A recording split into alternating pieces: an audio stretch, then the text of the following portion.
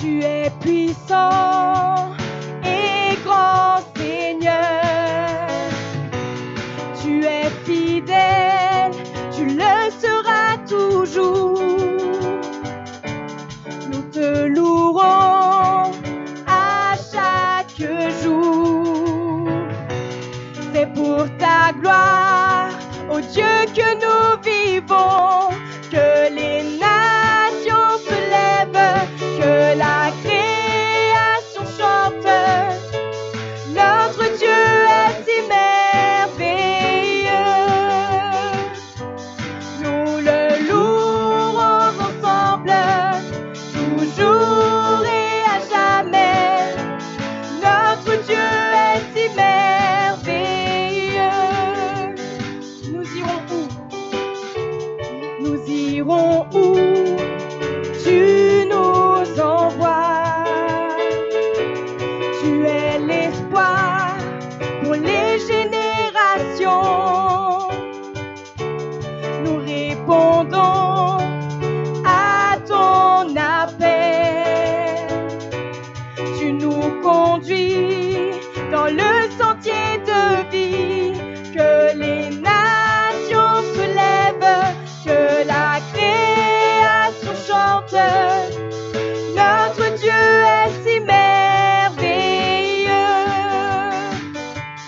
Nous le louerons ensemble, toujours et à jamais.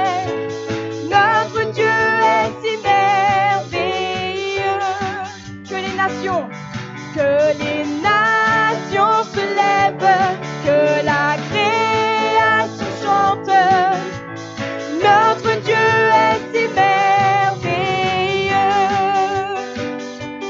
Nous le louerons ensemble, toujours et à jamais. Notre Dieu est si merveilleux. Alléluia. Alléluia. Alléluia. Notre Dieu est si merveilleux.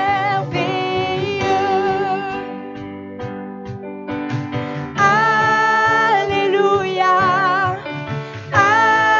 Alléluia. Notre Dieu est si merveilleux. Encore. Alléluia. Alléluia. Notre Dieu est si merveilleux. Proclame. Alléluia. Alléluia. Notre Dieu est si merveilleux. Proclame avec ton cœur. Alléluia. Alléluia. Alléluia. Notre Dieu est si merveilleux. Derrière. Alléluia. Alléluia.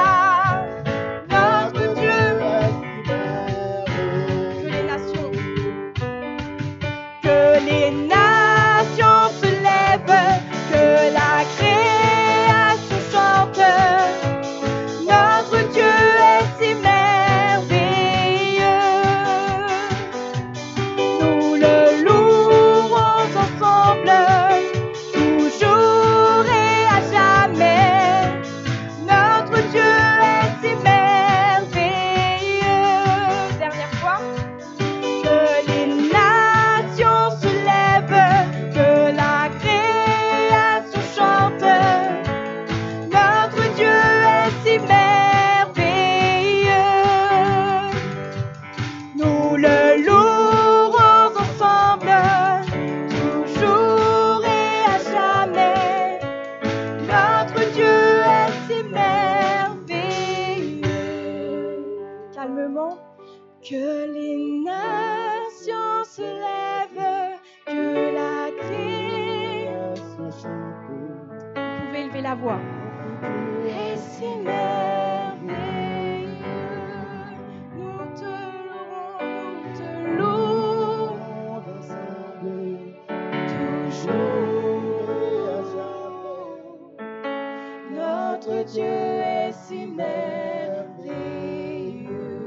Encore une fois, je veux entendre vos voix. Que les nations se lèvent. plus fort, je vous entends pas. Notre Dieu est si merveilleux. Nous te louons ensemble, toujours et à jamais. Notre Dieu est si merveilleux. Dernière fois que les nations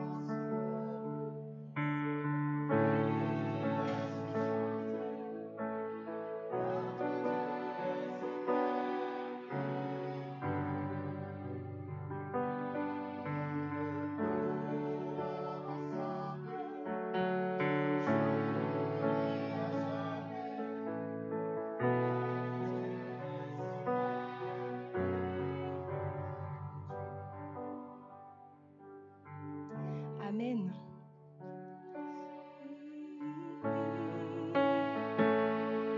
C'est parti, Hosanna.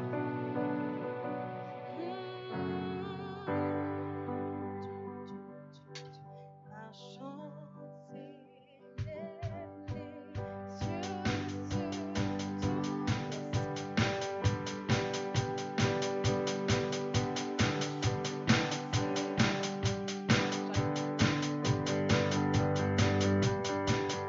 un chant s'élève, les yeux se tournent vers toi.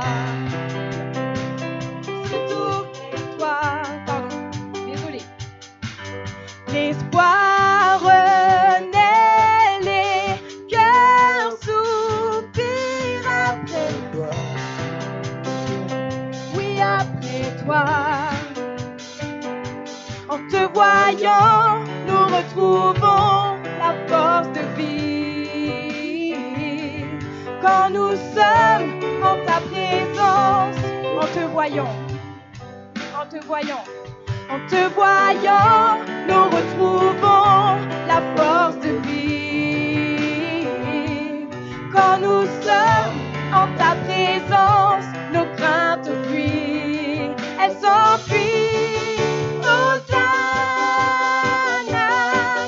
Hosanna, tu es le roi, le sauveur, à toi la gloire et l'honneur.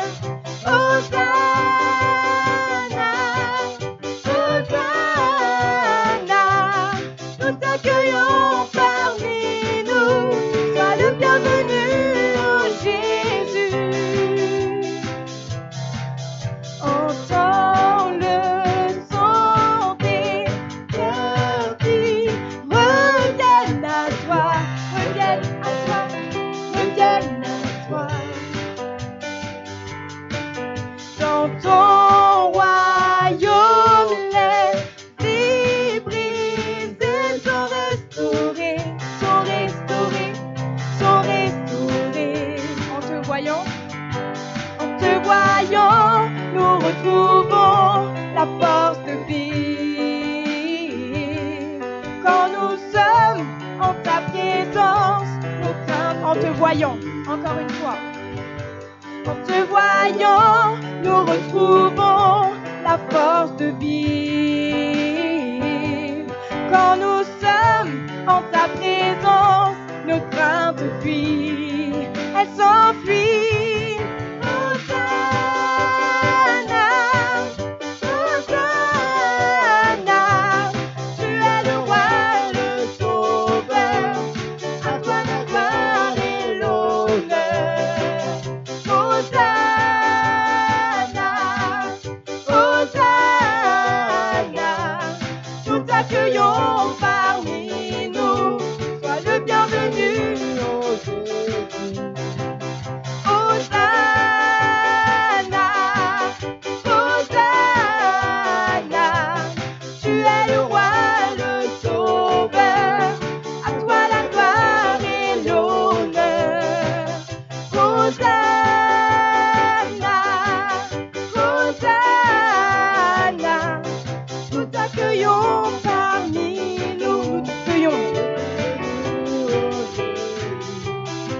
t'accueillons parmi nous. Sois le bienvenu, oh Jésus. Encore.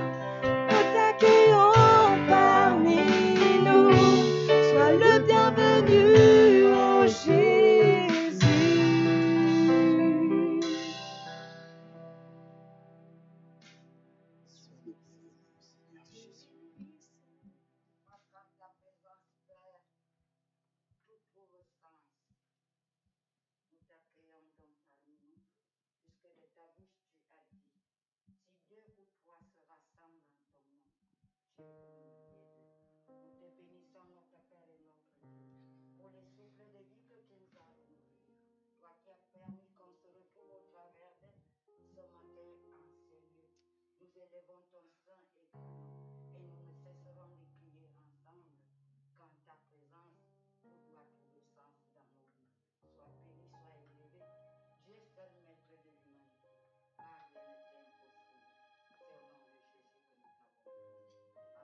Amen.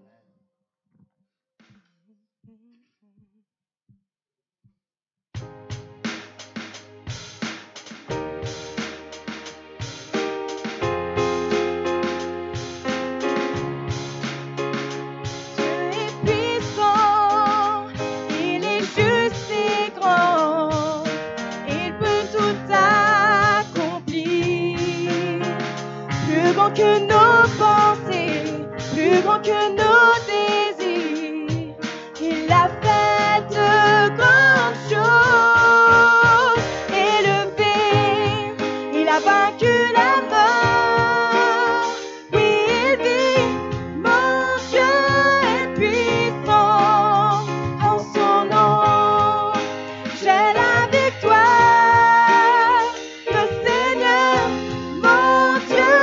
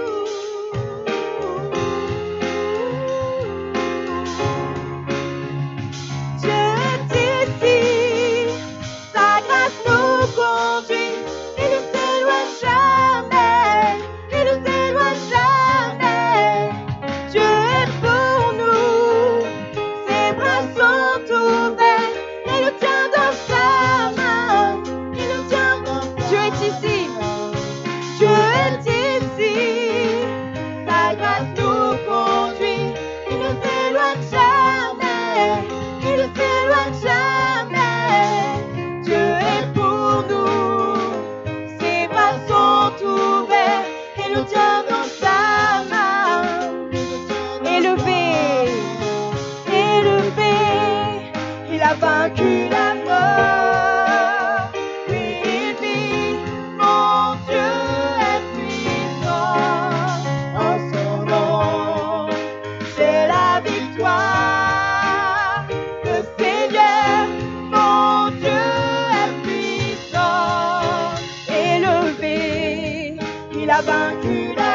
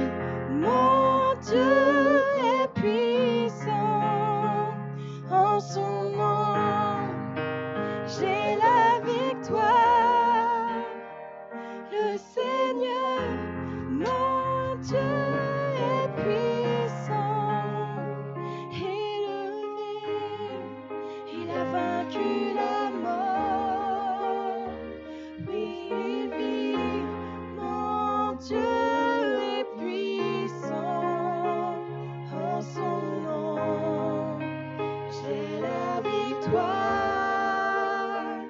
le Seigneur, mon Dieu, et puis le Seigneur, mon Dieu est puissant, le Seigneur, mon Dieu est puissant. Est-ce qu'on peut rester sur ça?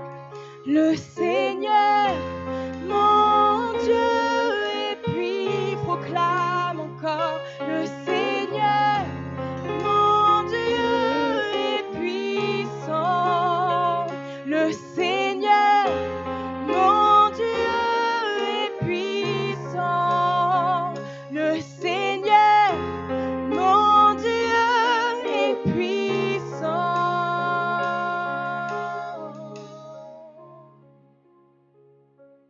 Amen.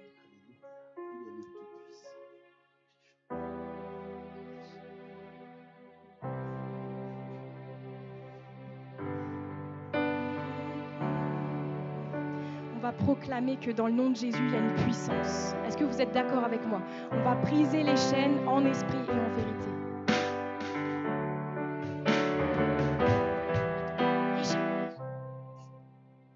À travers ce chant, on va prier pour un frère qui vient d'être conduit à l'hôpital. Donc c'est le frère Boniface. Il est à peine 11 heures, donc il a l'oreille qui s'est mise à saigner. Donc on ne sait pas trop ce qu'il en est, mais c'est pas bon signe. Donc vous savez qu'il sort d'un AVC. Donc pendant qu'on va chanter ce chant, on va proclamer, on va penser tout spécialement à lui. D'accord?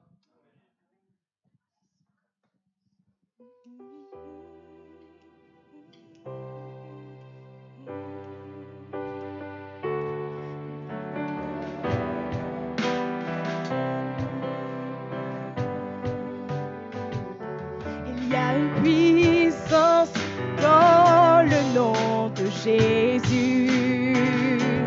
Il y a puissance dans le nom de Jésus. Il y a puissance dans le nom de Jésus. Il y a puissance dans le nom de Jésus pour briser les chaînes, briser les chaînes, briser les chaînes, briser les chaînes, briser les chaînes, briser les chaînes. Il y a une armée qui se lève. Il y a une armée qui se lève. Il y a une armée qui se lève pour briser les chaînes, briser les chaînes, briser les chaînes, briser les chaînes, briser les chaînes, briser les chaînes. J'entends les chaînes tomber. J'entends les chaînes tomber. J'entends les chaînes tomber. Derrière. Oh, j'entends les chaînes tomber. Pour briser les chaînes. Pour briser les chaînes. Briser les chaînes. Briser les chaînes. Briser les chaînes. Briser les chaînes. Briser les chaînes. Il y a puissance. Il y a puissance dans le nom de Jésus. Il y a puissance dans le nom de Jésus. Encore. Il y a puissance dans le nom de Jésus pour briser les chaînes. Pour briser les chaînes. Briser les chaînes. Briser les chaînes. Encore une fois. Pour briser les chaînes. Briser les chaînes. Briser les chaînes. J'entends les chaînes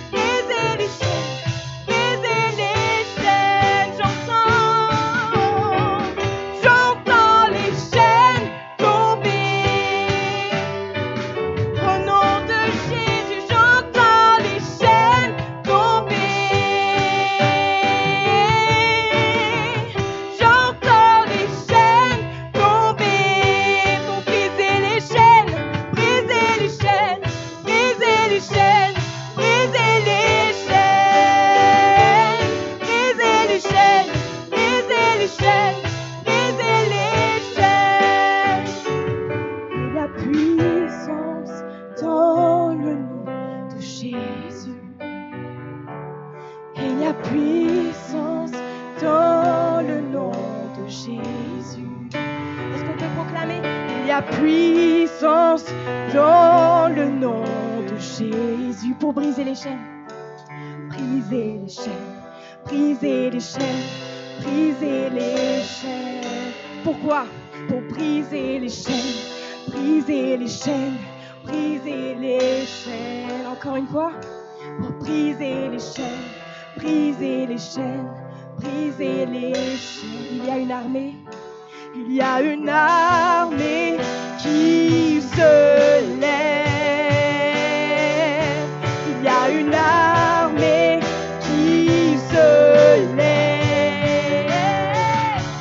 Il y a une armée qui se lève pour briser, briser les chaînes, briser les chaînes, briser les chaînes, briser les chaînes, briser les chaînes.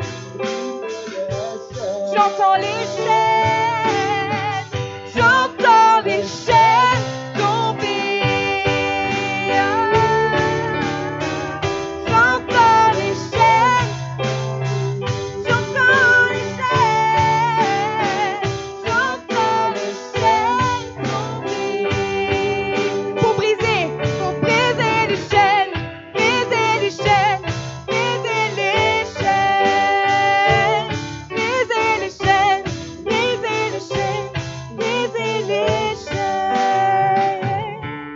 Puissance dans le nom de Jésus. Il y a puissance dans le nom de Jésus. Il y a puissance dans le nom de Jésus. Pour briser les chaînes, briser les chaînes, briser les chaînes, briser les chaînes, briser les chaînes, briser les chaînes.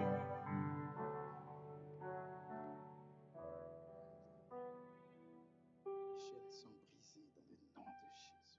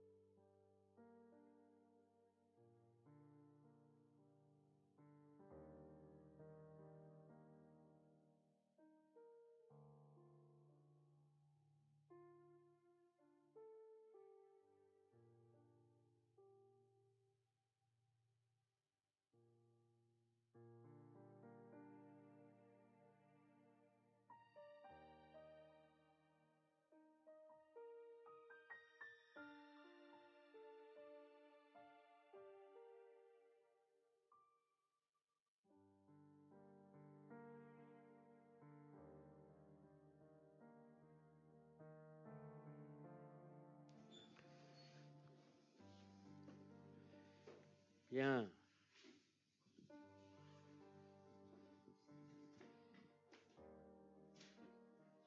Et vous, vous allez bien? Ben, c'est une grâce de Dieu. Quand nous avons la santé, bénissons le Seigneur pour la santé que nous avons. Donc je vais demander à Kenny de vous donner une information. Je prendrai le relais après. Voilà. Vas-y Kenny. Une information qui va être relayée donc sur YouTube. Donc, tout le monde est censé recevoir cette information.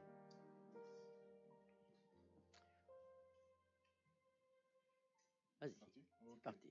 Donc, je vais vous lire le message. Alors, chers amis, chers frères et sœurs, nous sommes heureux de pouvoir à nouveau se réunir dans notre église depuis dimanche dernier.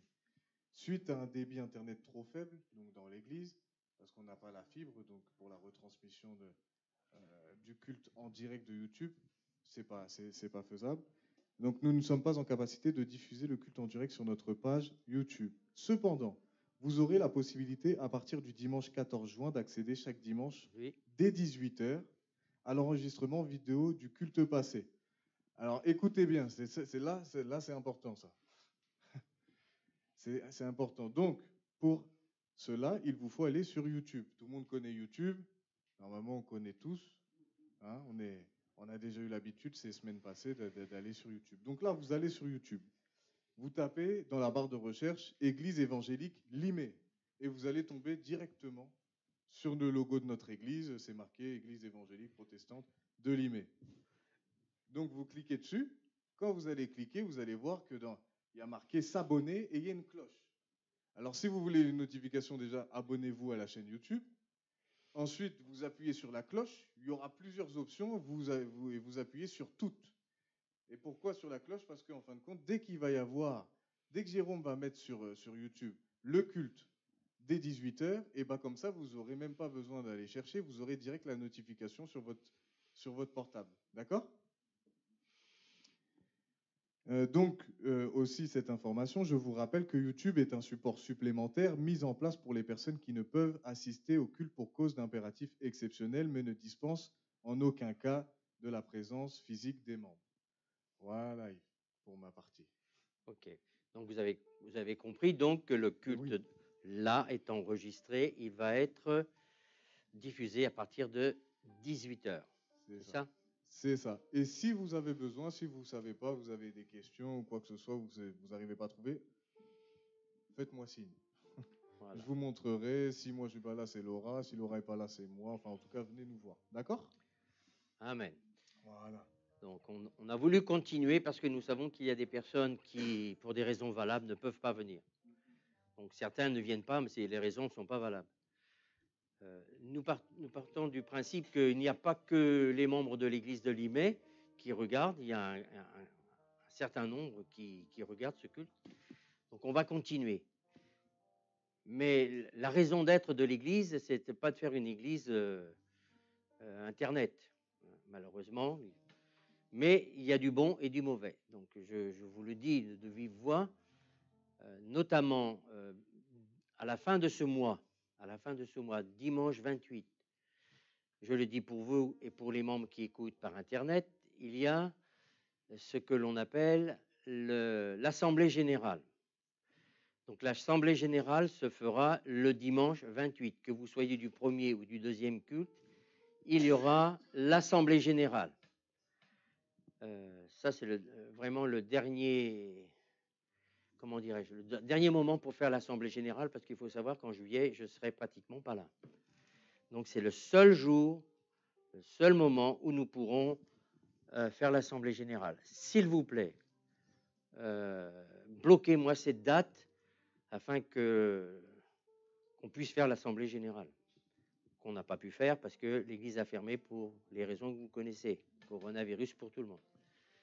Est-ce que tout le monde a compris? Je m'adresse à ceux qui écoutent par Internet.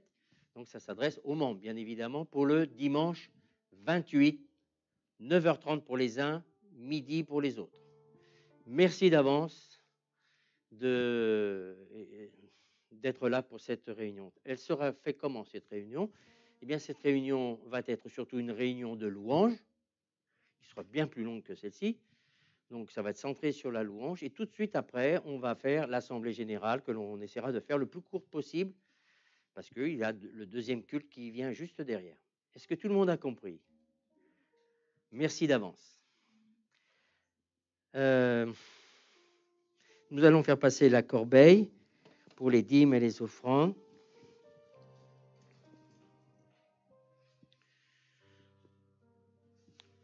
Alors, ne téléphonez pas maintenant à Gisèle, s'il vous plaît. Mais oui, je vois sa fille, elle me fait... c'est pas le moment. Par contre, vous pourrez prendre des nouvelles demain. C'est ça, Joyce? Voilà. Ce qui est dans la normalité. Bon, moi, j'en aurai parce que Gisèle va me téléphoner. C'est pas moi qui vais lui téléphoner pour me donner des nouvelles. Donc, voilà. De toute manière, on ne peut faire rien de plus, si ce n'est que on l'a remis, on a proclamé, et Dieu a tout dans ses mains. Amen.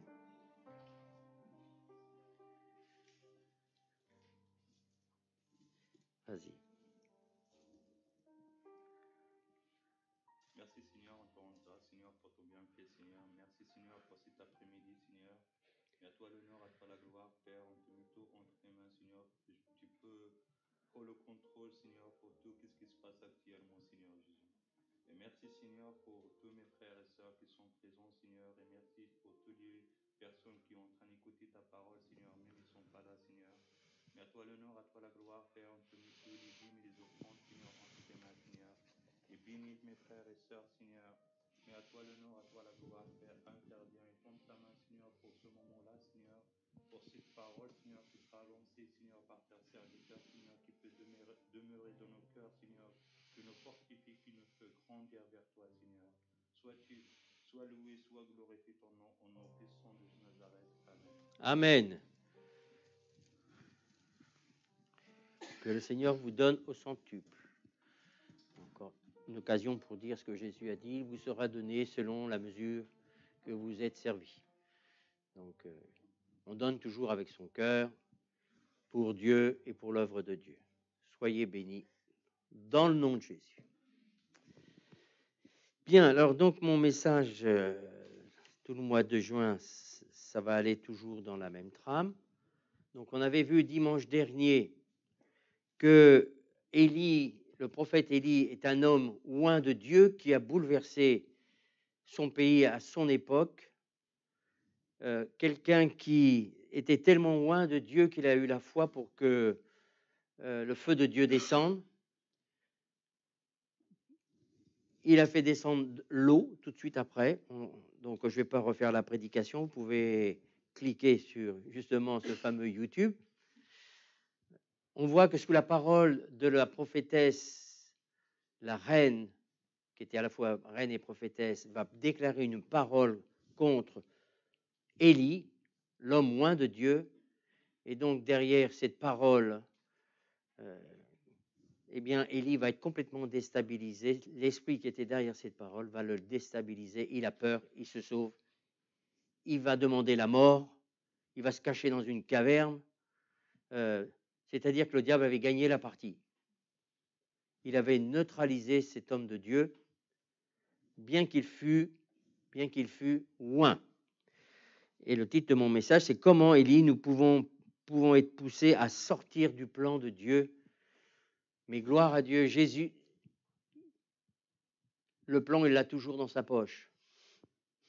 Le diable, lui, quand il arrive à stopper les gens, il est vraiment content. Il a dit, celui-là, celle-là ne me fera plus de dégâts. Donc, il faut comprendre simplement ce principe. Il y aura des découragements, il y aura des moments où vous vous poserez des questions. Est-ce que vraiment Dieu m'appelle à ceci ou à cela? Est-ce que ça vaut le coup de continuer? Ne vous laissez jamais décourager. Le découragement vient, rejetez-le. Rappelez-vous des paroles de Jésus. Sinon, nous tombons dans le découragement. Donc, Dieu va dire à Élie, sors de ta caverne. Et à partir de ce moment-là, même si ça n'a pas été d'un seul coup, on voit ce fameux, donc j'en arrive à la fin, ce fameux Élie qui va faire sur la parole de l'Éternel les 3 choses qu'il lui demande, très précises. Tu oindras Hazaël, roi de Syrie, tu oindras Jéhu, roi d'Israël, et tu oindras Élisée, prophète, à ta place. Nous y voilà, c'est le résumé. 1 Roi 19, versets 15 à 21, s'il vous plaît. Je vais vous parler d'un principe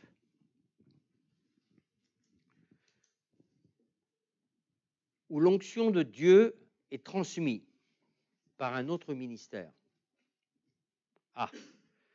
Les ministères viennent de Dieu, mais il y a un principe que beaucoup pensent que c'est plus pour aujourd'hui, mais il y a des principes qui ne bougent pas. Les principes spirituels ne bougent pas. L'Éternel lui dit, tu reprends ton chemin par le désert. Bon, on l'a vu ça. On continue. Je dis 15 à 18, mais je laisserai en Israël 7000 hommes. Alors, je voudrais vous montrer ceci. C'est que souvent, on se décourage. On pense qu'on est tout seul, qu'on est une minorité. Et quelquefois, c'est vrai. C'est plus que vrai. Et Élie, c'est l'une des sources de son découragement. Malgré toute la puissance de Dieu qui s'est manifestée, il est découragé que malgré cela, eh bien, les gens, au lieu de suivre l'Éternel, eh bien, ils vont continuer dans leur mauvaise voie. Ils pensent qu'il est tout seul. Et Dieu va lui dire, Mais je laisserai en Israël 7000 hommes, tous ceux qui n'ont point fléchi le genou devant les Baals. Moi, je pourrais dire aujourd'hui, changer le nom, tous ceux qui, dans l'Église de Jésus-Christ, tout en étant chrétiens, ont mis le genou à terre avec tout ce qu'on appelle les plaisirs du monde et vivre comme le monde. Et dont la bouche ne l'a point baisé. Élie partit de là et trouva Élisée, fils de Shaphat. Donc, je disais ce matin que ce n'est pas n'importe quel Élisée, c'est Élisée, le fils de Shaphat. Imaginez que Dieu dit, tu s'appelle Fabrice, hein, mais des Fabrice, il y en a. Je n'ai pas intérêt à me tromper de Fabrice. Hein. Si Dieu me dit, va loin de Fabrice, il va me dire lequel Fabrice. Donc, là, c'est Élisée, fils de Shaphat, qui labourait. Donc, vous voyez que c'était un homme tout à fait simple. C'était un laboureur, comme à l'époque, hein, tout le monde vivait plus ou moins de la terre. C'était un homme qui labourait. Il y avait devant lui 12 paires de bœufs et il était avec la 12e. Ça veut dire qu'il était en train de travailler avec la 12e paire de bœufs. Élie s'approcha de lui et jeta sur lui son manteau. Je vais développer pour expliquer très simplement ces choses. Qu'est-ce que nous voyons? Donc déjà, c'est que c'est Dieu qui décide qui sera ceci et qui sera cela. Dieu décide qui sera le prophète, qui sera évangéliste, qui sera pasteur. Mais en tout cas, Dieu a décidé que tout le monde sera et seront des disciples de Jésus-Christ. Alors, je vais redire les mêmes choses puisque c'est mon deuxième culte. Souvent, les gens disent, mais oui, mais moi, je ne suis pas appelé à être prophète, moi, je ne suis pas appelé à être évangéliste, moi, je ne suis pas appelé à être pasteur, certes, mais nous avons tous une fonction. Donc, l'onction de Dieu, elle est aussi sur tout à chacun. Je vous rappelle, quand vous lisez les Actes des Apôtres, on parle toujours des apôtres, mais on voit que le grand réveil de Samarie, c'était un diacre. C'est-à-dire quelqu'un qui faisait des choses tout à fait matérielles. Il n'était pas apôtre, il n'était pas prophète, il était diacre. Mais il a fait ce que le Seigneur lui a demandé. Il a été annoncé l'évangile. Comme il avait été rempli de la puissance d'en haut, il a annoncé l'évangile avec la puissance d'en haut. Et on voit ce qui s'est passé. Donc, pour tous ceux qui écoutent ce message, souvent on pense, parce que moi j'ai connu ça au début de ma conversion, des gens qui disaient « Oui, mais moi je suis pas évangéliste, donc je n'ai pas à aller évangéliser dans la rue. Non, moi je ne suis pas pasteur, donc ce n'est pas à moi de faire ça. » Non, on se donne des étiquettes et puis on pense qu'on devient des spécialistes, donc on n'a pas à faire le reste. Ça, si vous pensez comme ça, vous avez tort. Et la suite va le démontrer. Donc, qu'est-ce que l'on peut constater dans ce récit?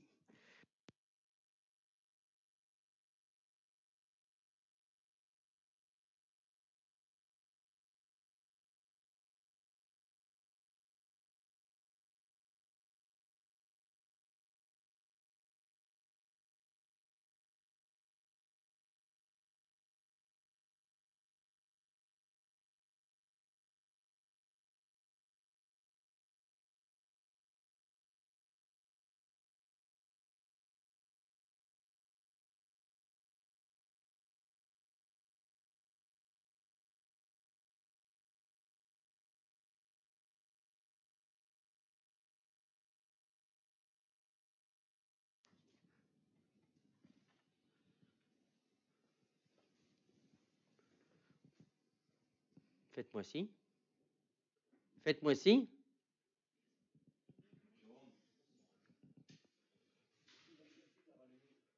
Mais fais-moi signe si je peux aller. Ah bah, fais-moi ça.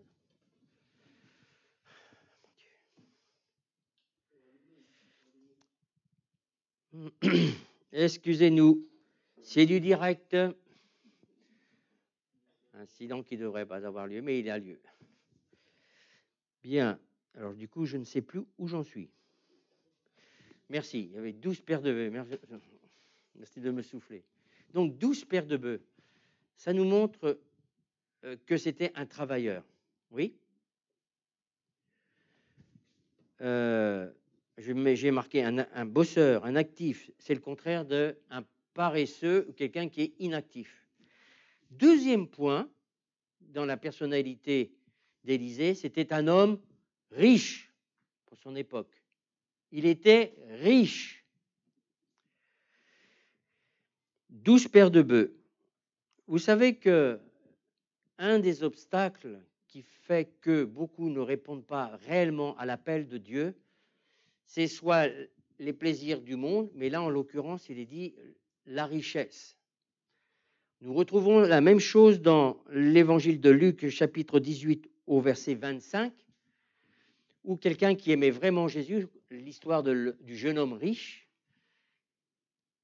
et il va demander à Jésus, que dois-je faire pour te suivre, pour entrer dans le royaume de Dieu? Alors, il va énumérer tout ce qu'il fait. Jésus lui dit, c'est bien. Et sa réponse fut, va, vends ce que tu as et suis-moi. Il est dit que l'homme riche devint tout triste parce qu'il n'était pas prêt à quitter ses richesses. Il est dit, il est plus facile à un chameau de rentrer par le trou d'une aiguille qu'un riche de rentrer dans le royaume de Dieu. Il y a deux explications, mais la plus plausible, quand Jésus parle, il prend toujours des situations de son époque.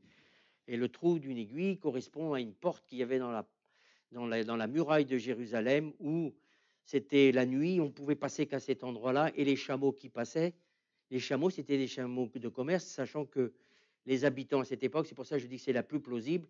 Pourquoi? Parce qu'il fallait défaire les bagages, enfin tout ce qu'on avait à vendre, il faut les descendre, passer en dessous, c'était une sécurité. Mais Jésus emploie toujours des choses que le monde de son époque comprend. Donc, on ne peut rentrer dans le royaume de Dieu. Pour certains, c'est la richesse. Ils ne sont pas prêts à quitter leur richesse. Oui? Et là, on va voir, c'est la même chose. Si je vous donne cet exemple, c'est parce que c'est pour vous montrer que c'est toujours la même chose. Les principes. Il y a des choses, le monde chrétien aujourd'hui, on veut servir Dieu, on veut suivre Dieu, on veut faire des choses pour Dieu, mais il y a des choses que Dieu nous demande qu'on ne veut surtout pas faire. Quitter son petit confort, sa petite vie bien tranquille, ça, c'est toujours la même chose. Que ce soit du temps de Jésus, que ce soit avant, ou que ce soit aujourd'hui, c'est toujours la même chose. Bien. Il est courageux, il était courageux, il était en train de travailler avec, donc, comme je l'ai dit, avec sa 12e paire de bœufs, ce qui veut dire que c'était un homme qui était non seulement riche, mais il était courageux. Ce qu'il avait réussi à avoir, c'est par son travail. Dans cette situation, je soulève aussi quelque chose. J'imagine que cet homme, il était très fatigué. Comme vous le savez, quand je prêche, je prends toujours des termes simples, on voit pour comprendre aujourd'hui ce que ça nous dit. Aujourd'hui, c'est le confort. Donc, quand je suis fatigué, je ne peux pas faire ce que je dois faire pour Dieu. Je ne peux pas venir à l'église, je ne peux pas venir à la réunion de je ne sais pas quoi. En fin de compte, il n'y en a que deux. Réunion de prière, réunion d'études bibliques, et puis que sais-je. Ce sont les trois principales. Donc peut-être que vous allez dire, il est toujours en train de nous culpabiliser. Je ne suis pas en train de vous culpabiliser. Je suis en train de vous dire ceci pour que vous preniez conscience qui vous êtes, où vous en êtes. Et surtout, si vous voulez avoir l'onction de Dieu et que l'onction de Dieu grandisse en vous, il y a des choses que vous allez devoir abandonner. Notamment, je le dis là, votre petite sécurité, votre petit confort. Oui. Dans le verset 19, il est dit qu'à l'appel d'Élie, il va suivre Élie. Alors, il y a quelque chose que l'on voit, il va jeter sur lui son manteau. Pour nous, aujourd'hui, ça ne veut pas dire grand-chose. C'est pour ça qu'il faut comprendre le contexte. Par exemple, si je prends mon manteau parce que je vois qu'il a froid, ce n'est pas ça que ça veut dire. Il faut savoir qu'à cette époque, il y avait des signes de reconnaissance. Les prophètes avaient un manteau spécial où on savait que c'était des prophètes. Je vous donne un exemple. Par exemple, Jean-Baptiste, il était reconnu comme prophète parce qu'il prêchait dans le désert, certes, mais il avait un manteau de poil de chameau. Les rois, on les reconnaissait comment? Pas simplement parce qu'ils étaient assis, mais ils avaient une grande cape rouge qui était le signe de la royauté. C'est comme ça. Nous voyons, par exemple, quand Jésus va monter sur la croix, on va se moquer de lui, on va lui arracher les poils de la barbe, on va le frapper, on lui met une cape rouge et un espèce de jonc pour faire celui qui est roi, et on va se moquer. C'était le signe, le rouge, c'est le signe de la royauté. Jusqu'à aujourd'hui, remarquez bien, ça a des effets jusqu'à aujourd'hui. Quand quelqu'un descend de l'avion, c'est un grand tapis rouge. En au nord, c'était le rouge, c'est de rester le signe de la royauté. Bon, c'est un détail, mais c'est pour vous montrer. Donc, quand Élie va passer, il sait que c'est Élie, fils de je ne sais plus qui, il sait que c'est lui. Il va vers lui, pas un mot, il prend sa cape, et il va mettre sa cape sur Élisée. Élisée comprend tout de suite. Parce que la renommée d'Élie était très connue. Donc, je reprends le texte.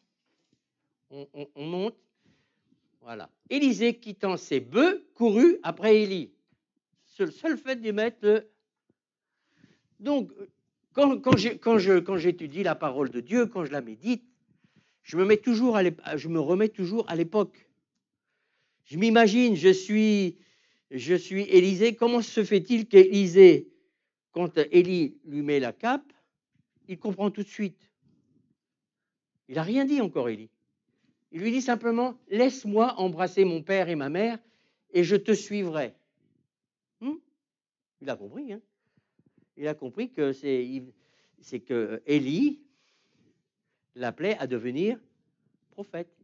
Et selon la révélation de Dieu à Élie, c'est que c'est lui, Élisée, qui prendrait la place de Élie. On ne choisit pas. C'est Dieu qui choisit les hommes. C'est Dieu qui choisit les femmes. Au risque de vous embêter avec cela, parce qu'il y a des gens qui se posent la question toute leur vie, quel va être leur ministère, et puis ils ont passé toute leur vie à se poser quel était leur ministère. Ils sont restés assis, ils n'ont rien fait. Donc arrêtez avec ça. J'ai discuté avec quelqu'un tout à l'heure qui m'ont rappelé des choses quand je me suis converti. Vous voyez, il y a des gens qui se souviennent de moi, même quand je me suis converti. Mais il disait, mais j'étais ni ancien, ni rien du tout, mais ça transpirait. Moi, je ne voyais pas, mais ça transpirait. Vous savez, un pasteur, qu'est-ce que c'est qu'un pasteur? C'est un berger. Que vous ayez le titre, que vous ne l'ayez pas, que vous le sachiez ou que vous ne le sachiez pas, Dieu a déposé en vous un amour pour les gens.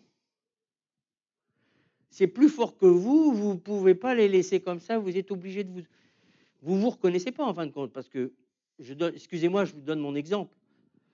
Moi, j'étais quelqu'un tout seul dans mon coin, je n'avais pas de copains, j'avais personne. Et d'un seul coup, je suis visité par la puissance de Dieu, Dieu se révèle à moi, et à l'intérieur, c'est plus comme avant. Je ne peux pas faire autrement, j'ai un amour pour les gens, c'est comme ça. Donc, je n'ai pas de mérite. Hein. Allô? Ça, c'est parce que Dieu m'appelait déjà au ministère pastoral. C'est ça que j'essaye de vous faire comprendre. Tout le monde n'est pas appelé à être pasteur, mais tout le monde est appelé à devenir des disciples. Vous m'entendez? Donc, il y a l'onction de Dieu. Il y a des gens qui n'ont pas de grand ministère, mais ils sont remplis de la puissance d'en haut. Le cas d'Étienne, un simple diacre. Rendez-vous compte, il s'est servi. J'ai connu un homme de Dieu qui s'appelle Anacondia, qui est venu en 2000. Des millions de gens se sont convertis. Il était le diacre. Mais Dieu l'avait investi d'une onction spéciale pour annoncer l'évangile. C'était plus fort que lui. Il allait dans les endroits où personne ne voulait aller. Mais vous, tous, c'est là où je veux en venir. Tous, vous êtes loin de l'Éternel pour non pas rester sur des chaises. Bon, vous êtes sur des chaises, là, c'est bien. Mais ça ne s'arrête pas là, l'Église, n'est-ce pas?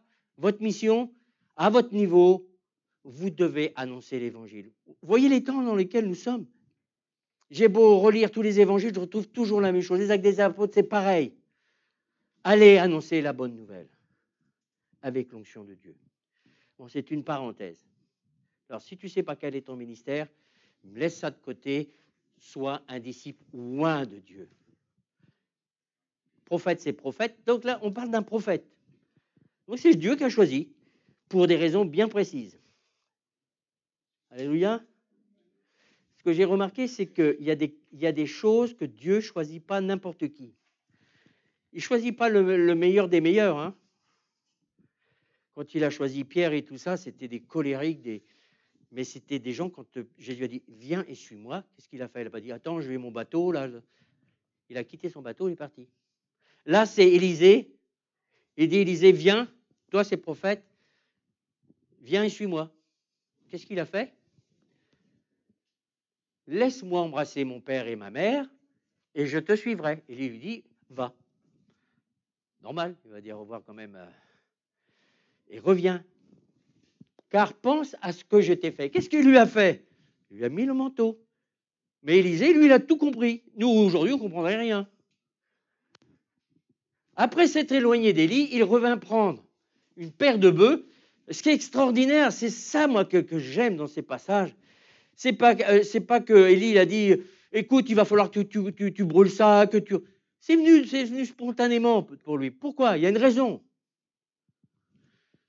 Après s'être éloigné d'Élie, il vient prendre une paire de bœufs qu'il offrit en sacrifice avec l'attelage des bœufs et fait cuire leur chair et la donna à manger au peuple. Puis il se lava et suivit Élie et fut à son service. Là, toute la lecture est faite là et je vais le développer. Donc on a vu que c'est Dieu qui oint les personnes. Je vous en supplie. Dieu veut oindre tout le monde. Dieu veut oindre tout le monde. Mais tout le monde n'est pas appelé à devenir prophète. Il n'y a pas de soldats, de personnes de second ordre dans le corps de Christ.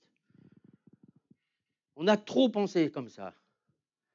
Le pasteur, ou à une époque c'était les évêques, tout ça, puis les autres, vous n'avez plus qu'à se taire. Non. Ce n'est pas le pasteur qui fait tout. Le pasteur, il n'y a que le pasteur qui peut faire certaines choses. Je rappelle souvent que celui qui est appelé à s'occuper des brebis, c'est pas tout le monde. Non? Il y a des brebis qui veulent aider d'autres brebis. Il y a des choses spécifiques qu'il n'y a que le pasteur qui peut faire. Vous les brebis, vous devez vous aimer les uns les autres. Vous devez prier les uns pour les autres. Mais il arrive un moment, il y a des choses, il n'y a que le berger qui peut faire. Quand tout le monde est à sa place et que les autres ne sont pas là à regarder, tout va bien. Oui, vous avez d'autres personnes, il y a des choses que moi je ne pourrais pas faire parce que c'est à vous de le faire. C'est à vous de prêcher l'évangile, c'est à vous que ce soit des chrétiens ou des non-chrétiens, c'est à vous de les entourer. Oui, ce n'est pas le boulot du pasteur, il ne peut pas tout faire. Mais celui qui a la vision, la direction, c'est pour ça que je dis toujours, je vous donne des comment dirais-je, aidez-moi, je cherche le vocabulaire. Je vous donne les grandes lignes. Je vous donne les grandes lignes. Après, c'est à vous de reprendre la parole de Dieu, de la méditer et de la mettre en pratique. Donc là, nous voyons quoi? Ça vient de son cœur. Il a compris. Il va faire un sacrifice et il va le partager avec les autres. Et il ne nous est pas dit comment l'affaire allait se régler chez lui. Mais ça, ce n'est pas notre problème. Certainement qu'il y avait d'autres personnes pour suivre l'affaire. On ne peut pas faire dire à la Bible ce qu'elle ne dit pas. On ne peut qu'imaginer. C'est comme pour Pierre. Hein, quand il a laissé son bateau, on ne sait pas comment ça s'est passé après, sachant qu'il avait quand même une famille, Pierre. Hein. Mais il a laissé son bateau. Si Jésus lui dit de venir, c'est que Jésus il a prévu comment ça allait être pour la suite. C'est ça, nous, on est trop compliqués. Moi, je vous promets, on est trop compliqués. Surtout, on est trop rationnel. Comment, oui, mais comment, oui, mais comment. Il n'y a pas de oui, mais comment. Il faut être sage, mais il faut avoir la foi. Après s'être éloigné, il revient prendre il fit cuire leur chair, leur donna à manger au peuple, et il se leva, puis suivit Élie. Alors, qu'est-ce que l'on peut comprendre là-dedans? Oula, oui.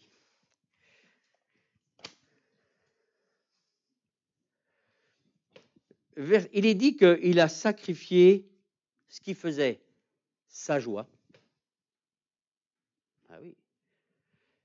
Et il n'est pas anormal de trouver sa joie dans son travail, dans ce que l'on fait, dans la progression de son travail. C'est quand ça devient l'idolâtrie, c'est si ces choses-là prennent la place de Dieu. Ça, vous l'avez compris. Donc, il sacrifiait ce qui faisait sa joie, le but de sa vie, sa fierté.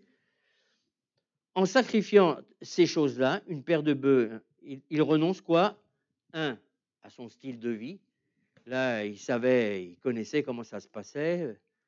Là, il ne sait pas du tout comment ça va se passer. Vous voyez, l'instabilité, déstabilisé plutôt par la foi. Et je dis, c'est comme Pierre quand il a quitté son bateau. Il ne connaissait pas la suite, mais si c'est Jésus qui l'a dit, il va faire en sorte que.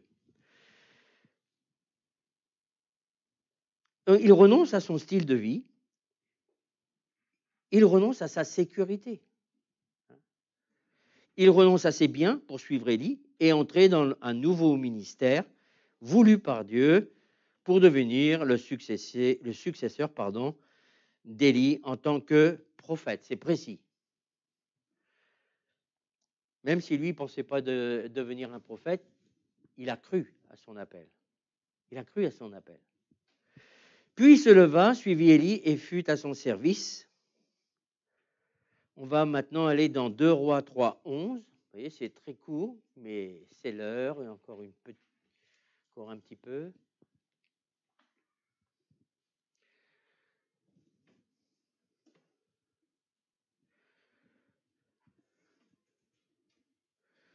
Alors,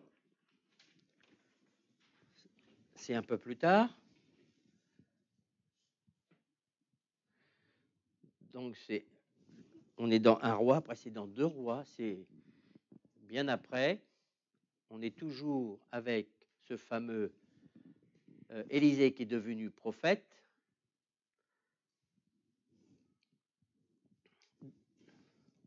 Mais Josaphat dit, n'y a-t-il aucun prophète de l'Éternel par qui nous puissions consulter l'Éternel? Parce que des prophètes, il y en avait, hein, ceux qui se disaient prophètes. Des faux prophètes, ça ne manquait pas à cette époque-là, mais ça ne manque toujours pas de notre époque. L'un des serviteurs du roi d'Israël répondit, il y a ici Élisée, fils de Shaphat. Regardez, très important. Qu'est-ce qu'il faisait avant? Qui versait de l'eau sur les mains d'Élie. Ça ne vous dit pas grand-chose? Surtout pour les nouveaux. Qu'est-ce que ça veut dire? C'est que quand Élisée a suivi Élie, il est devenu le serviteur de qui? De Élie. Et Élie savait que c'était lui son remplaçant, parce que c'est Dieu qui le voulait. Mais regardez, de quelle manière il a suivi Élie. On verra ça la semaine prochaine. Il ne le lâchait pas d'une semelle. Il était toujours avec Élie. Et qu'est-ce qu'il faisait? Il lui lavait les mains. Alors aujourd'hui, on ne comprend peut-être pas le sens. C'est qu'à cette époque-là, il n'y avait pas de robinet, il n'y avait pas tout ça. Mais la charge d'un serviteur ou d'un esclave, c'était de laver les mains, laver les pieds de son maître. Et Élisée, avant de devenir le grand Élisée même, ou 2 fois plus que Élie, il a été un serviteur. Serviteur de qui? Serviteur du serviteur de Dieu. Et aujourd'hui, beaucoup aspirent à devenir de grands serviteurs de Dieu, sans avoir à être au service de ceux qui sont déjà serviteurs de Dieu. Ils ne sont pas appelés à devenir des esclaves, mais ça nous montre quoi? L'humilité. L'humilité. La Bible nous dit que l'orgueil, c'est le commencement de la chute. Et l'humilité, c'est le commencement de la gloire. Donc c'est un principe que vous devez retenir, quelle que soit la position que Dieu vous a assignée, soit simple disciple, soit avec parmi les 5 ministères, mais ce que Dieu regarde, c'est le cœur. il veut des gens qui apprennent à servir le serviteur de Dieu. Beaucoup veulent être au service de Dieu, c'est une bonne chose. Beaucoup veulent avoir les dons spirituels, c'est une bonne chose, parce que c'est ce que nous disent les Écritures, aspirer. Il dit même aspirer à la charge d'évêque, mais ce n'est pas pour ça que, parce que vous aspirez à la charge d'évêque, que vous serez un évêque. Donc, il est pas mal d'aspirer, mais pour quelle raison? Quelle est la motivation? Et c'est là qu'on trouve un gros problème dans le monde chrétien. Bien souvent, les gens qui disent qu'ils veulent servir Dieu, c'est une réalité. Mais bien souvent, sans s'en rendre compte, c'est aussi pour se faire un nom, c'est pour... il y a toujours l'orgueil qui est là. J'ai fait partie, j'ose le dire même sur Internet, j'ai fait partie de cela. Jusqu'au jour où Dieu m'a montré que ma motivation n'était pas pleinement pure. J'aimais Jésus, je donnais ma vie à Jésus, mais quelque part, je voulais avoir une certaine notoriété. Et vous savez, quand vous avez des dons spirituels, c'est encore pire. Parce que quand vous avez les dons spirituels, les gens vous courent après. Ils ne courent pas tellement après Dieu, mais ils courent après les dons spirituels pour la guérison, pour la délivrance. Donc c'est un vrai piège. Je m'adresse à tout le monde. Souvent, on pense qu'on fait tout pour Dieu, mais en fin de compte, c'est un peu pour nous aussi. Vous m'entendez? Donc, ça se montre dans... Il y a des gens qui sont appelés. Bon, Kenny n'est pas là, donc il ne va pas être gêné. Kenny, par exemple, il est appelé à devenir le pasteur de cette église. Non pas parce que j'ai décidé, mais son papa est là, sa maman est là. Ils savent très bien comment ça s'est passé. Tout le monde pensait que c'était une autre personne. J'ai dit non, c'est lui. Ah non, c'est pas possible. Oui, Dieu m'a dit, c'est lui. Alors, quand je dis c'est Dieu qui me dit, je fais attention à ce que je dis. Quand je ne sais pas trop, mais quand je sais que c'est une révélation, Dieu me dit c'est lui ou c'est elle. Je sais pas, et ça se voit après. Ça se voit. Vous m'entendez? Ça se voit parce que Dieu, quand il sauve quelqu'un, il met un dépôt dans sa vie. Alors, si tu n'es toute ta vie qu'un simple serviteur de Dieu, je dis simple parce qu'il faut bien que je me fasse comprendre, ça ne veut pas dire qu'il est moindre. Eh bien, gloire à Dieu, réjouis-toi parce que tu as été sauvé, tu vas pouvoir annoncer l'évangile, tu vas pouvoir faire du bien dans le nom de Jésus. Tu vas même pouvoir prier pour les malades, tu vas chasser les démons, même si tu n'as pas le titre. Alléluia.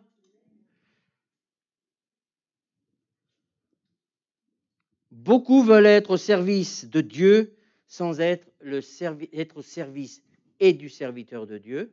J'emploie cette expression pour l'Église.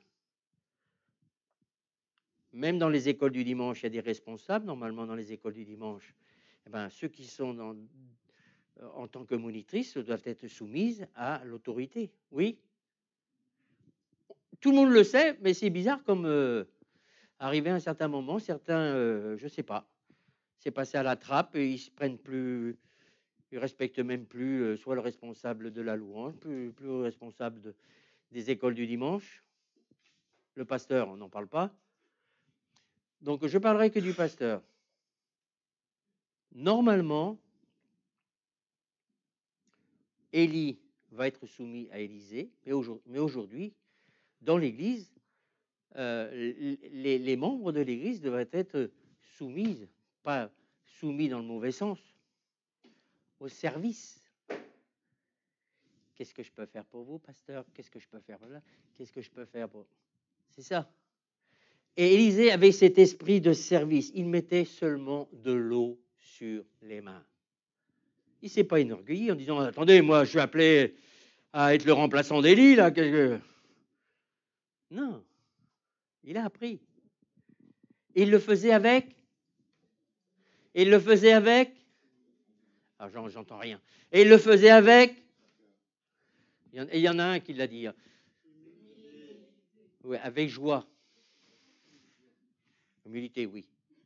Mais il le faisait avec joie. Ce n'était pas un problème. Il le faisait avec joie. Parce qu'à travers son obéissance à Élie, ben, il se soumettait à Dieu. Il était à l'école. Oui.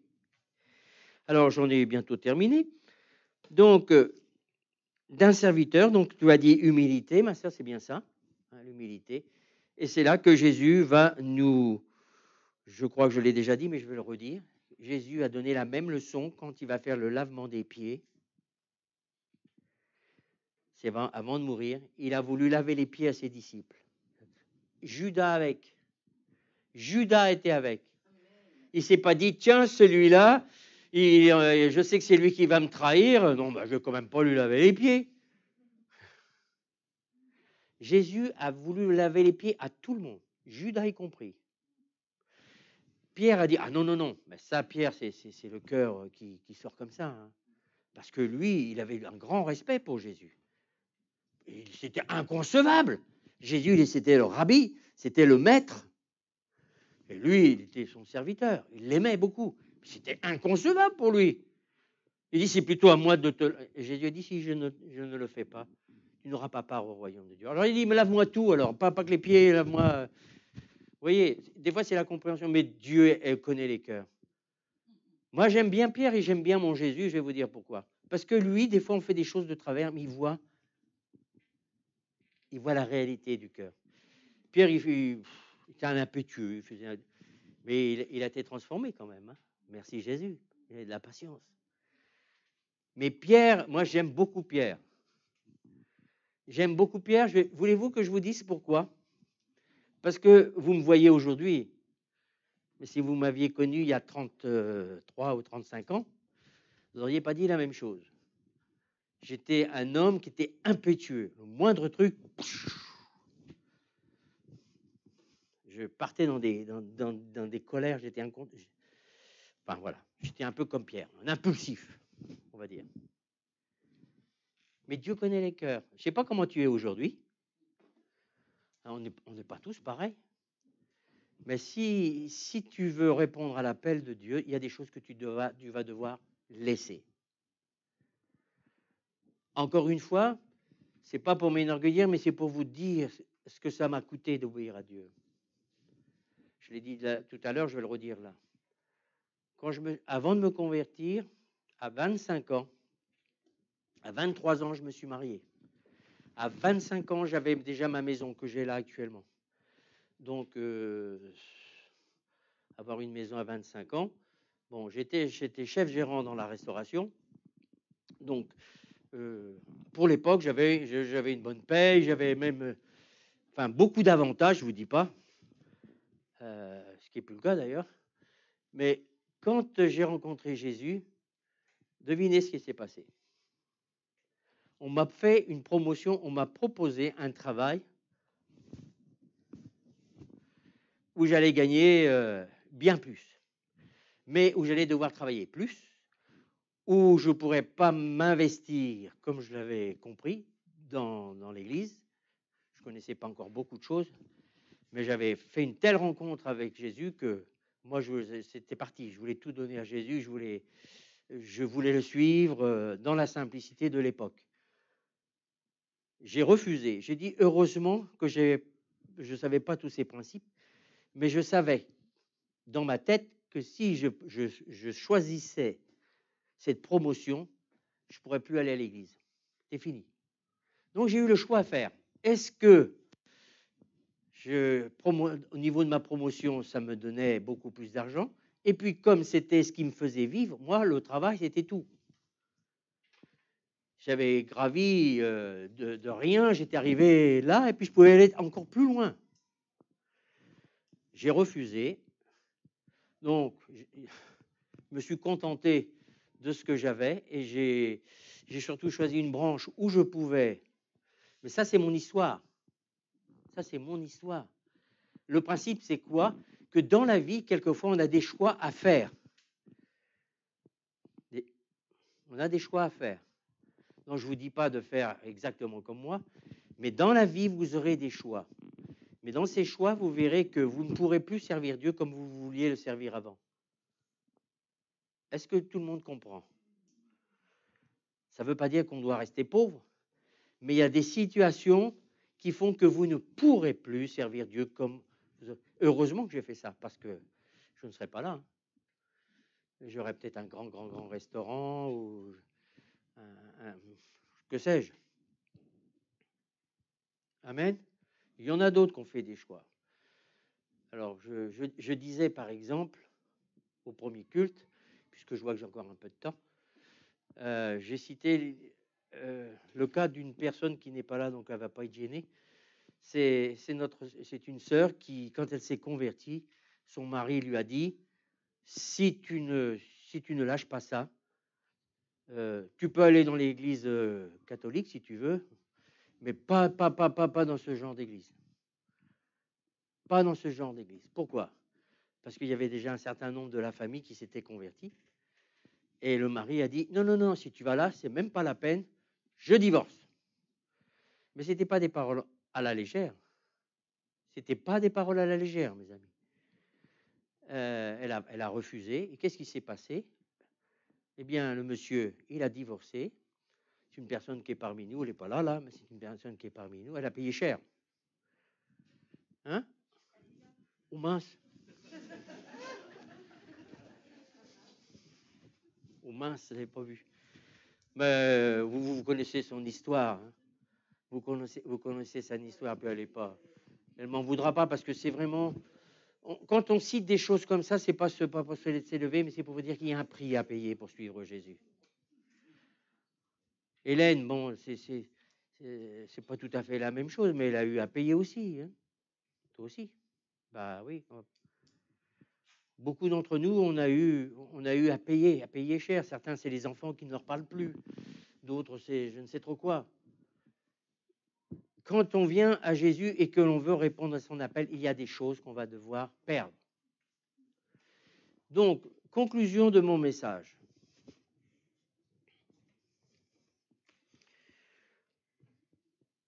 Si l'onction de Dieu peut être, comment dirais-je, peut être transférée. Alors, est-ce que vous comprenez ce que ça veut dire? Je parle par exemple, je peux parler que de ce que je connais.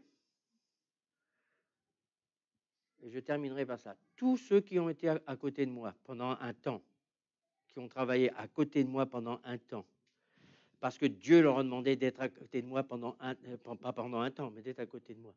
Ils m'ont trahi, ils sont partis. À cette époque-là, tous ceux qui sont venus, qui étaient à côté de moi, ils voyaient les mêmes signes que Dieu opérait à travers moi. Et aujourd'hui, on voit Kenny qui est à côté de moi. Eh bien, lui, on a vu, mais au bout d'un an de conversion ou deux, on était en Afrique, il n'avait jamais imposé les mains. Je lui ai dit, va au bout, il faut aller voir les fils.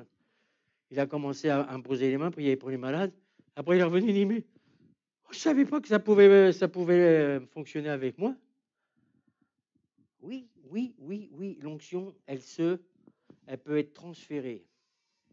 Quand vous êtes les gens qui évoluent avec un prophète, à côté d'un prophète, s'ils sont appelés à ça, ils vont avoir la même onction prophétique. Amen. Il y a une onction, et vous, que vous soyez des simples chrétiens, si vous avez l'onction de Dieu, le fait que des gens vont vous côtoyer, il y a quelque chose qui va se faire. La même chose, j'ose le dire, des chrétiens qui sont de mauvais témoignages, si vous les fréquentez, vous allez récolter leurs mauvais témoignages, leur tiédeur, leur demi-mesure. Vous m'entendez là? Certains vont dire, il ne va pas par le dos de la cuillère. Mais c'est une réalité. Fréquentez les gens qui sont des véritables disciples de Jésus. Fréquentez les gens qui ont cette onction. Et vous verrez ce qui va se passer. Mais fréquentez les tièdes, les mesures, ceux qui sont toujours en train de cancaner, mais vous allez devenir comme eux. Je vois que tout le monde me regarde avec des yeux ronds. Il y a un dicton populaire qui dit « Dis-moi qui tu fréquentes, je te dirai qui tu es. » Hein, ce n'est pas dans la Bible, ça. Hein. Mais c'est un bon dicton. Si tu veux être spirituel, tu dois aimer tout le monde, mais les grandes fréquentations, tes proches, ça doit être des hommes et des femmes d'onction, des hommes qui aiment le royaume de Dieu. On doit aimer les tièdes, on doit aimer tout le monde. Je parle d'être à côté d'eux. Hein, ça ne veut pas dire que les autres, on les rejette. Comprenez bien ce que je dis là? et même les perdus, et même ceux qui ont des vies complètement atroces. Au contraire, vous êtes fait pour aller vers eux. Mais dans vos fréquentations, vous devez fréquenter les hommes et les femmes d'onction.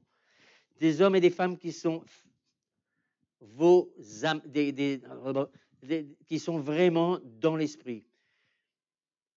Je pourrais vous donner, je ne sais pas combien d'exemples. Souvent, dans la jeunesse, je connaissais des personnes qui fréquentaient une autre jeune. Je lui dis, oui, tu dois l'aimer, mais attention, sois pas toujours avec elle, parce que si c'est une personne, il n'y a que les choses du monde qui comptent. Qu'est-ce qui se passe?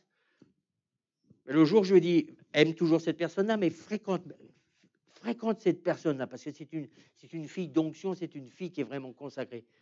Ben, tout a changé. Vous avez vu la fille qui, je vais redire le dicton populaire. Dis-moi, je te dirai qui tu es.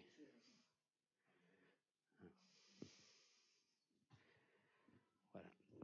Suivez les gens qui sont droits, sincères. Dans votre vie chrétienne, vous allez avoir besoin d'être entouré par des hommes et des femmes d'onction. Pas spécialement le pasteur, des hommes et des femmes d'onction. Amen. Voilà, j'ai terminé. J'ai encore 5 minutes. Je crois que j'ai terminé. Commence à faire chaud sous le masque. Voilà. Je terminerai comme cela. Être au service de l'homme de Dieu, de la femme de Dieu, dans l'humilité, sachant que Dieu va vous élever au temps favorable, pas à votre temps. Dieu va vous élever. Quand il aura fait dans cela le travail qu'il doit faire, il va pouvoir vous élever. Faites pas partie de ceux qui stagnent, qui se contentent de leur petite position. Vous devez avoir soif de ressembler de plus en plus à Jésus. C'est la fin de mon message. Élisée a voulu ressembler à qui? À son époque, à Élie. Il n'arrêtait pas, il était à ses côtés. Et il va produire plus qu'Élie. C'est mon souhait, c'est que dans cette église, la majorité puisse avoir cette onction à déplacer les montagnes et surtout que Jésus puisse être fier de vous. Il vous aimera toujours. Comme je dis avec des mots simples, il n'est pas toujours fier de vous. Allô? Il n'est pas toujours fier de moi. Il n'a pas toujours été fier de moi. Mais il m'a toujours aimé autant. Même comme dans des époques, mes motivations n'étaient pas toujours très, très pures. Mais il a vu le centre. Mais Dieu veut nous transformer, c'est ça qui est extraordinaire. Et il est patient. Que le Seigneur vous bénisse, que vous qui êtes ici, comme ceux qui vont écouter ce message qui est dit avec toute simplicité, avec mes mots. Mais Dieu n'a que faire des belles paroles. Ce qu'il veut, c'est que nous puissions vivre selon sa parole, que nous ayons un cœur consacré et non pas un cœur partagé. Comme a dit notamment Élie dans la première prédication, jusqu'à quand clocherez-vous des deux côtés? Un coup pour le monde, un coup pour l'Église. Quand je suis à l'Église, je raisonne et oui, il faut mettre les deux pieds au même endroit. Puisse-t-il en être ainsi pour vous? On va se lever et je vais faire la prière. C'est ma prière en tant que pasteur pour l'Église, ici présente ou pas présente. Que vous soyez des femmes d'influence, non pas pour vous-même, mais pour le roi des rois. Que vous puissiez être des hommes et des femmes comme Élie et Élisée.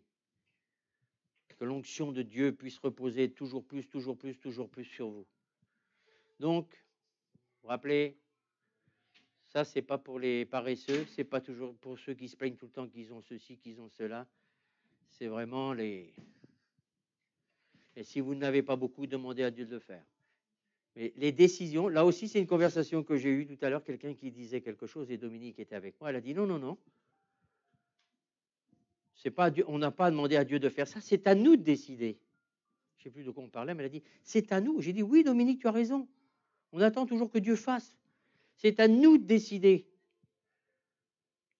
si on va mettre les deux pieds dans le même sens. C'est pas Dieu, il sait que c'est les deux pieds du même sens. Oui. Alléluia. Seigneur, merci pour ce temps avec mes frères, mes sœurs. Et Seigneur, encore une fois, merci. Merci de ce que tu nous as laissé ta parole. Ta parole, c'est elle qui nous convainc parce qu'elle ne bouge pas.